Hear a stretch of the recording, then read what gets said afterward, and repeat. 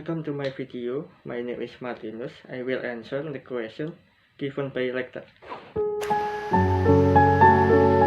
Case Study 28 Obligatory Vaccination. Mr. B and his wife have two young children, L, a 10-year-old, and K, a 3-year-old.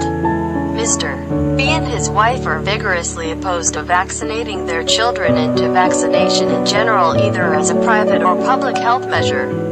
In Mr. B's view, not only is vaccination harmful, but it is also a useless procedure with perhaps disastrous side effects.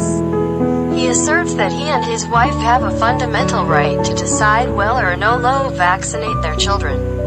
It follows that he rejects the proposition that vaccination is a measure that is reasonably necessary to protect the public's health. L and K were refused entry to a child care center run by the council on the grounds that they were not medically immunized.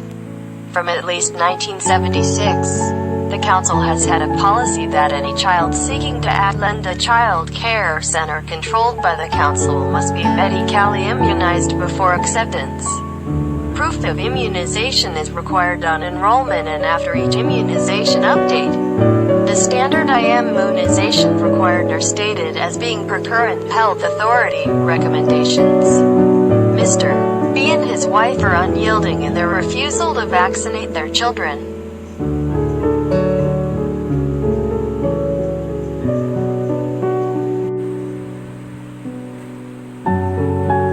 Is the council entitled to discriminate against L and K by not allowing them to enter to the child care center because they are not vaccinated?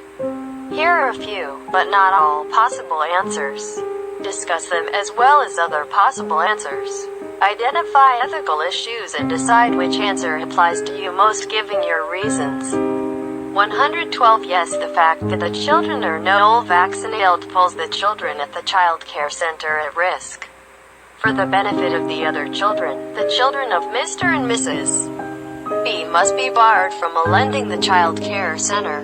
No discriminating against the children of Mr. and Mrs. B by barring them from the child care center is unlawful.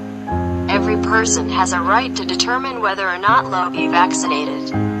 Notes about the case study court decision. This case came before the Human Rights and Equal Opportunity Commission of the country.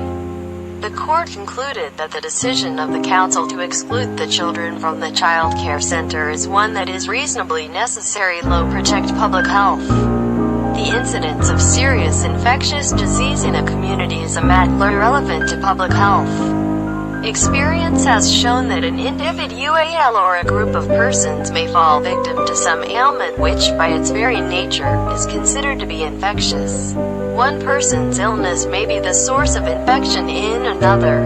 The seriousness of the illness and the potency of the infection process may be such as to affect the health and well-being of the wider community.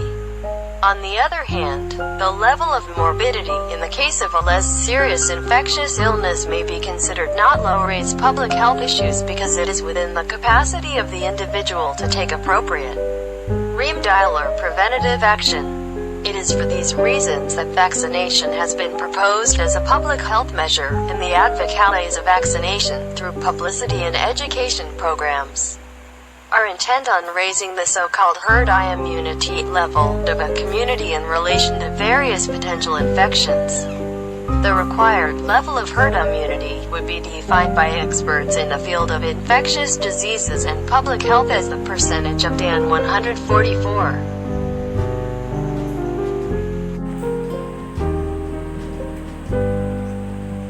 The large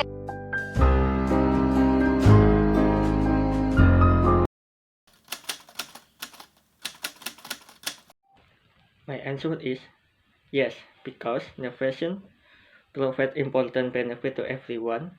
Through vaccination, we can protect ourselves from dangerous infection disease.